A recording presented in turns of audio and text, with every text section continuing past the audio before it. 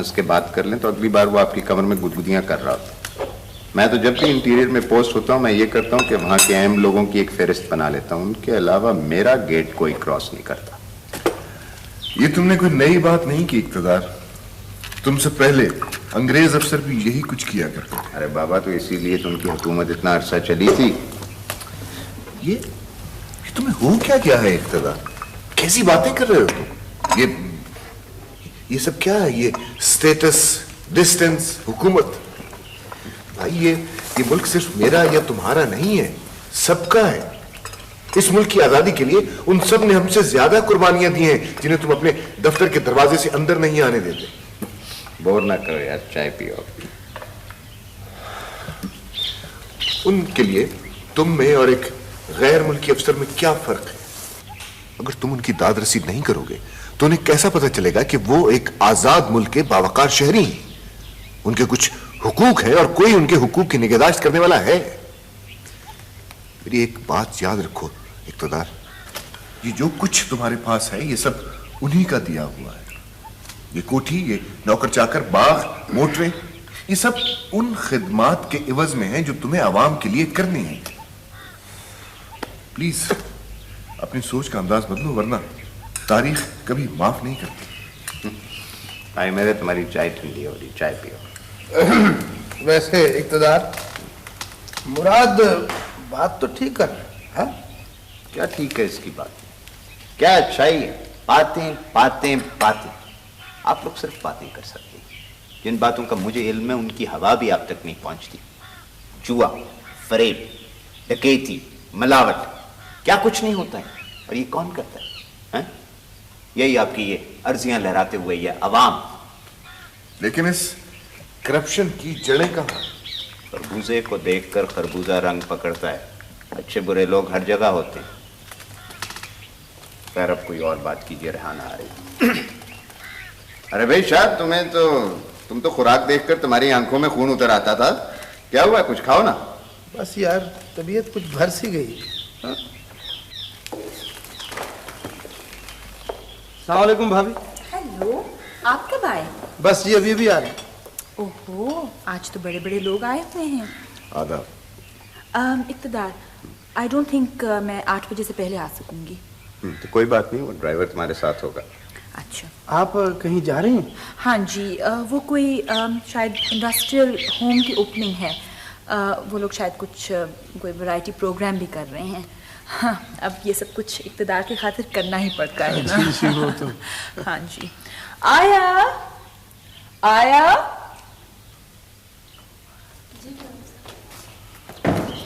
منی کا فیڈ کا وقت ہے، ٹھیک ہے؟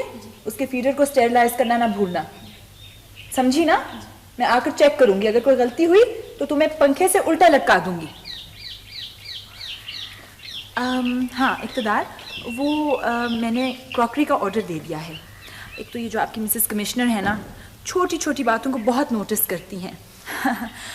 وہ لاسٹ ٹائم ہم لوگ حمید کے ہاں ڈنر پہ گئے ہوئے تھے. وہاں میں نے جو ڈائمنڈس کا سیٹ پہنا ہوا تھا انہوں نے فوراً جتا دیا کہ یہی سیٹ میں نے ان کی ڈاٹر کی برتھ ڈے پہ پہنا ہوا تھا. یہ تو ہوتا ہے. ایسی چیزوں کا تو خیال رکھنا ہی پڑتا ہے نا. جی بالکل. اچھا میں چلتی ہوں. جی. آپ کا میں نے جوس فریج میں رکھوا دیا ہے. Don't forget to drink it. Bye. بیٹھو نا یار.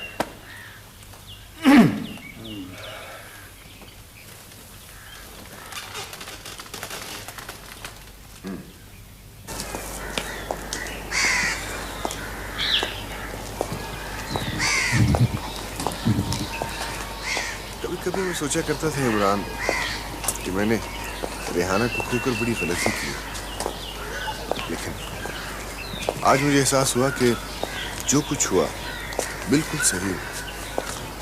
ہم دونوں ایک دوسرے کے لیے کبھی بھی موزوں نہیں. آج کی ملاقات نے اس پھانس کو میرے کلیجے سے نکال دیا ہے جو سوئے ہوئے درد کی طرح کبھی کبھی اچانک جاگ اٹھتی تھی. مگر تم تو کہا کرتے تھے کہ وہ جھوٹ بولا کرتا تھا تم سے، اپنے آپ سے، کلثوم سے. مجھے اس سے بچھڑنے کا دکھ تھا. ہاں بہت دکھ تھا. میں تمہارا شکر گزار ہوں دوست. تم نے آج میری سینے سے بہت بڑا بوجھ ہٹا دیا ہے. یہ سمجھ میں یہ نہیں آتا کہ اقتدار کو ہو کیا گیا ہے. وہ تو بالکل بدل گیا ہے. یہ تبدیلی بڑی خطرناک ہے عمران. جب کوئی آدمی اپنے آپ کو دوسروں سے بالا سمجھنے لگتا ہے تو پھر خیر اس کے ہاتھ سے نکل جاتی ہے. کسی کو اس کی ذات سے فیض نہیں پہنچتا. خیر سے خالی ہاتھ نیزے سے زیادہ موذی ہوتا ہے. اس کا زہر پورے معاشرے کو دیمک کی طرح چاٹ جاتا ہے. ہمیں سوچنا چاہیے, ہم سب کو سوچنا چاہیے.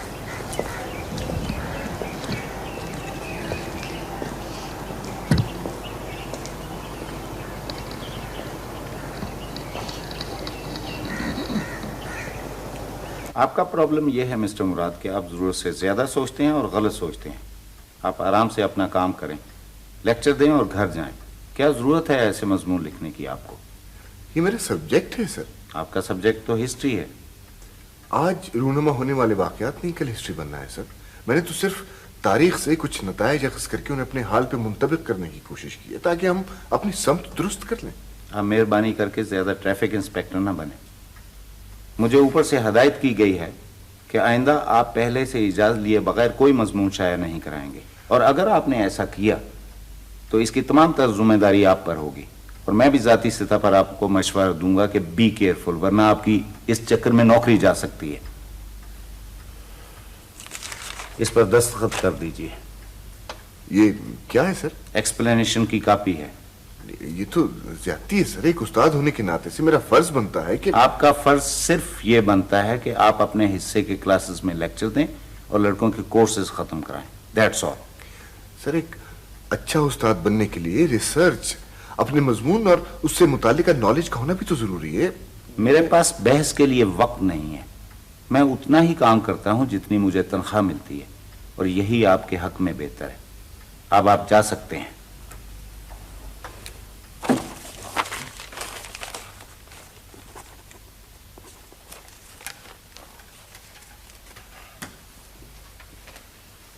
یہ بیٹا آپ کے لیے اور یہ آپ کے لیے. ہاں, اتنا بہت کچھ لانے کی کیا ضرورت تھی؟ پہلی بار تو لایا ہوں باجی, اور پھر یہ سب کچھ آپ ہی کی وجہ سے تو ہے. کچھ تو حسرت پوری کرنے دے مجھے. اچھا اچھا ٹھیک ہے, چلو شکریہ بولو بیٹا. تھینک یو ماما جان. اور باجی یہ آپ کے لیے اور یہ بھائی جان کے لیے. پیور انگلش سوٹنگ ہے. ہاں, تمہارے بھائی جان نے تو اب سوٹ پہننا چھوڑ دیا. نہیں, یہ تو انہیں پہننا پڑے گا. سن رہے ہیں آپ؟ زبیر کیا کہہ رہا ہے؟ کیا کہہ رہا؟ یہ گرم سوٹ لایا ہے آپ کے لیے اور کہہ رہا ہے کہ آپ کو پہننا ہی پڑے گا. ہاں بھائی جان. اچھا, اب زبیر میاں کھوکھ میں تو کیسے ٹال سکتے ہیں. لیکن زبیر میاں یہ سب تم کیا اٹھا لائے؟ یہ تو میری فضول خرچی ہے. یہ میرے دل کی خوشی ہے بھائی جان. یار خوشی کے لیے یہ سب سامان اٹھانے کی ضرورت تو نہیں ہوتی. یہی رقم کسی بہتر کام پہ خرچ ہو سکتی تھی. سمجھ میں نہیں آتا کویت وغیرہ سے جو لوگ آتے ہیں وہ یہ چیزیں کیوں اٹھا لاتے ہیں. اس لیے بھائی جان کہ انہیں چیزوں کا خواب لے کر وہ اپنے گھروں سے نکلتے ہیں, آگ برساتے ہوئے سورج کے نیچے, اپنے گھروں سے دور, بیرکوں کے تختوں پر سو کر اور اوور ٹائم لگا کر دینار اور درہم جمع کرتے ہیں تاکہ یہ سب چیزیں خرید سکیں. یہ چیزیں نہیں ہیں بھائی جان, عمروں کی دبی ہوئی حسرتیں ہیں. ہاں شاید تم ٹھیک کہہ رہے ہو. بہرحال یہ کوئی اچھی بات ہے نہیں. ارے بھائی کلثوم بیگم, آپ کے بھائی صاحب اتنی مدت کے بعد آئے ہیں, کچھ کھانے وانے کا انتظام بھی ہے یا نہیں؟ ہاں وہ ذرا بازار. ارے ہاں تو مجھے بتائیے نا, آپ مجھے بتائیے کیا لانا ہے. آپ سودا خود لاتے ہیں؟ اس میں کیا حرج ہے؟ اور پھر اس تنخواہ میں نوکر تو افورڈ نہیں ہو سکتا. آپ بیٹھیے. ارے میں بیٹھو, تم بیٹھو, ابھی تو تم آئے, اور پھر میری تو یہ روز کا معمول ہے. میں بھی آؤ, مجھے ذرا ٹوپی دے.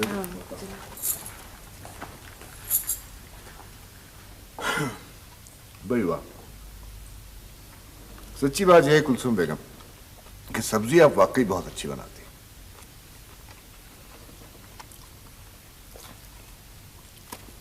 زبیر میاں جی, تو ایک بات سنو. ایک مرتبہ مجھے کالج کے ہاسٹل کا انچارج لگا دیا گیا. وہاں ایک اللہ کا بندہ ایسا عجیب و غریب باورچی تھا کہ اس کی پکائی ہوئی سبزی کبھی سمجھ میں نہیں آتی تھی. وہ کوئی بھی سبزی پکاتا اس کی شکل و صورت رنگ و روپ ذائقہ ایک ہی جیسا ہوتا تھا. وہ کیا مصرع ہے حضرت علامہ کا کہ تیری سرکار میں پہنچے تو سبھی ایک ہوئے. میں نے سنا بھائی جان کہ یہاں سبزیاں بہت مہنگی ہو گئی. سستی کون سی چیز ہے؟ بھئی مہنگائی تو واقعی بڑھتی جا رہی ہے، لیکن اصل تشویش کی بات یہ ہے کہ جوں جوں چیزوں کی قیمتوں میں اضافہ ہو رہا ہے ان کا معیار گرتا جا رہا ہے. پتہ نہیں لوگوں کے پاس اتنا پیسہ کہاں سے آ جاتا ہے. دکانداروں میں وہ اگلی سی مروت اور رواداری نہیں رہی. گوشت لینے بازار جاؤ تو پاؤ آج سر والے کو تو کوئی پوچھتا ہی نہیں. دکاندار اب گاہک کی نہیں اس کے ہاتھ میں پکڑے ہوئے نوٹوں کی عزت کرتا. میرا خیال تھا بھائی جان کہ آپ کی تنخواہ خاصی بڑھ گئی ہوگی. 12 سال سے زیادہ سروس ہوگی آپ کی غالباً. ہاں انکریمنٹ تو لگتی رہی ہے. خیر چھوڑو. وہ زبیر میاں وہ کیا چکر تھا کلیم وغیرہ کا؟ وہ تم نے خط میں لکھا تھا نا کہ میں کاغذات جمع کروا دوں. تو کیا آپ نے ابھی تک جمع نہیں کروائے؟ دراصل بات یہ ہے کہ اصل میں میں بھول گیا. اب تمہیں دیکھا ہے تو یاد آیا. لیکن زبیر میاں یہ دفتروں وغیرہ کے چکر مجھ سے ہوتے نہیں ہیں. بھائی جان آپ ذرا توجہ کرتے تو اب تک یہ کام ہو چکا ہوتا. آپ کو کافی لوگ جانتے ہیں، آپ کے شاگرد ہیں، ان کے عزیز و اقارب ہیں. آپ تو جو چاہیں کروا سکتے ہیں. زبیر میاں تمہیں پتہ ہے قانون کے خلاف میں... بھائی جان یہ ہمارا جائز حق ہے اور باجی کلثوم کا اس میں برابر کا حصہ ہے. دیکھو زبیر میاں تم شوق سے اپنا کلیم داخل کرو لیکن کلثوم کو رہنے دو. دراصل مجھے کچھ اچھا نہیں لگتا. نیکی کے کام کو معاوضے کے ترازو میں نہیں تولنا چاہیے. بھائی نیکی تو اپنا اجر آپ ہوتی ہے. بھائی جان اگر ایک جائز چیز خود بخود مل رہی ہے تو یہ آپ کے بچوں کا حق ہے. بھائی میرے بچوں کو اللہ روزی دے رہا ہے، تنگی بھی اسی کی طرف سے آتی ہے. ٹھیک ہو جائے گا سب. چھوڑ تم کھانا کھاؤ. ان باتوں میں لگ گئے تو اچھے سے کھانا کھاؤ.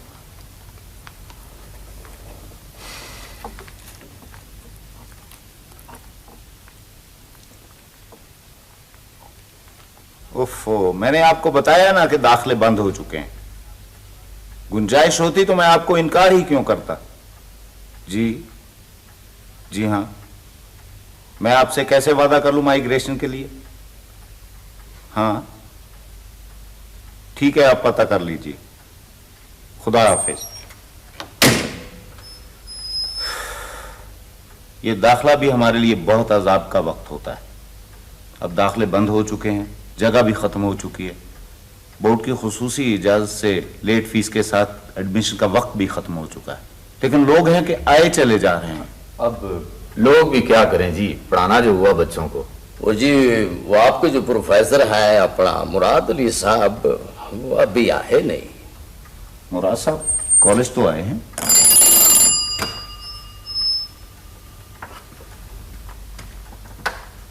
بھائی وہ مراد صاحب کہاں ہیں؟ انہوں نے کہا جی کہ کلاس ختم کر کے ابھی آتے ہیں. وہ جی مراد صاحب ذرا اپنی کلاسز کے بارے میں کچھ زیادہ ہی پرٹیکولر ہیں. ماشاءاللہ. یس جی سر. جی بس جی آپ کی مہربانی ہے. جی ہاں جی داخلے تو بند ہو چکے ہیں لیکن آپ کے لیے نہیں. جی ہاں نمبروں کی کوئی بات نہیں. بس سر آپ بھجوا دیجئے. جی ہاں آپ کا نام لے لے کافی ہے. ٹھیک ہے سر کارڈ بھجوا دیجئے. مہربانی سر. Thank you sir.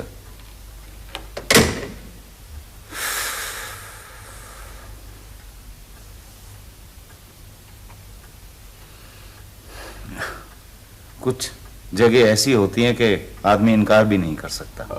جی.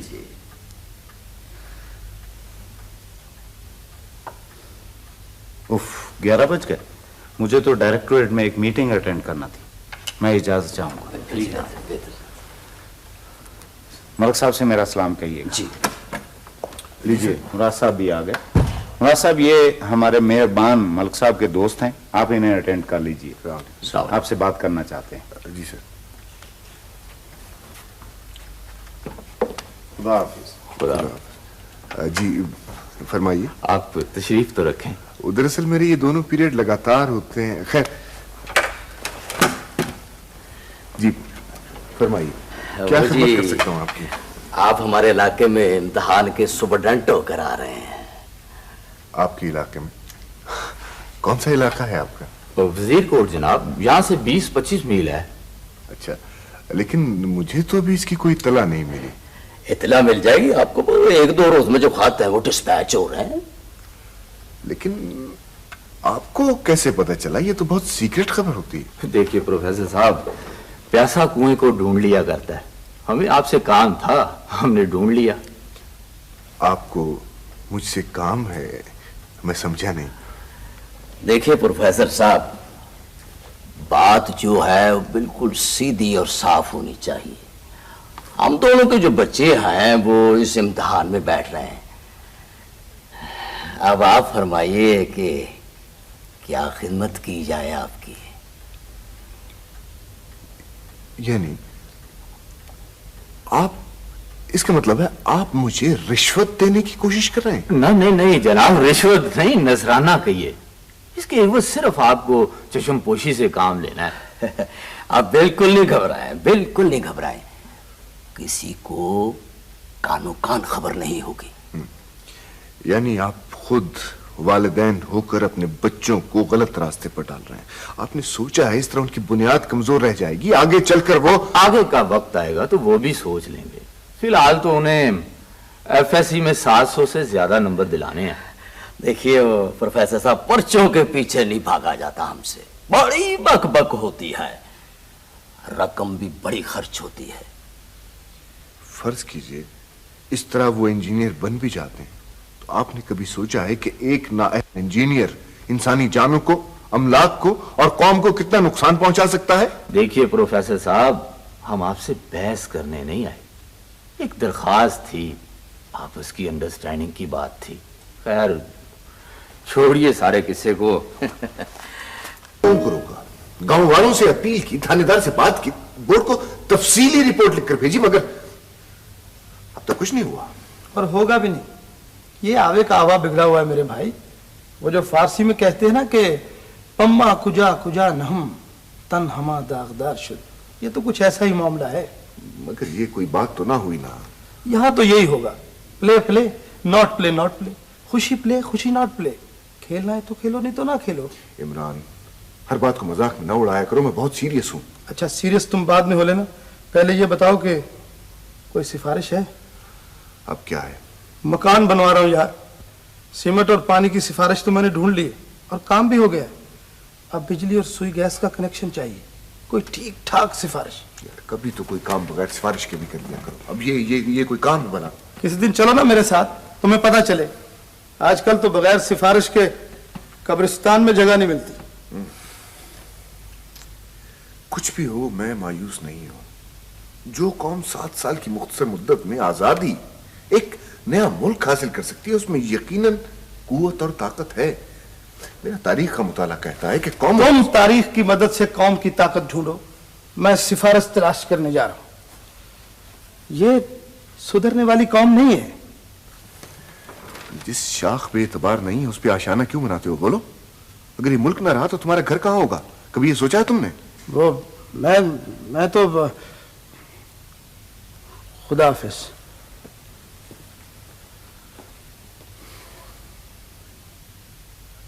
भाई सच पूछिए प्रोफेसर मुराद, मुझे आपके इस डिपार्टमेंट में आने से दिली मुसरत हुई है। बहुत शुक्रिया सर। मैं आपके आर्टिकल्स पढ़ता रहा हूं। आप जैसे आदमी को तो होना ही यूनिवर्सिटी में चाहिए था। बहुत बहुत शुक्रिया डॉक्टर साहब, आपका ताउन और रहनुमाई हासिल रही तो इंशाल्लाह मैं आपको मायूस नहीं करूंगा। मेरी क्लास का वक्त हो रहा है, अगर आप इजाजत दें तो। Wish you best of luck. और तो बहुत शुक्रिया।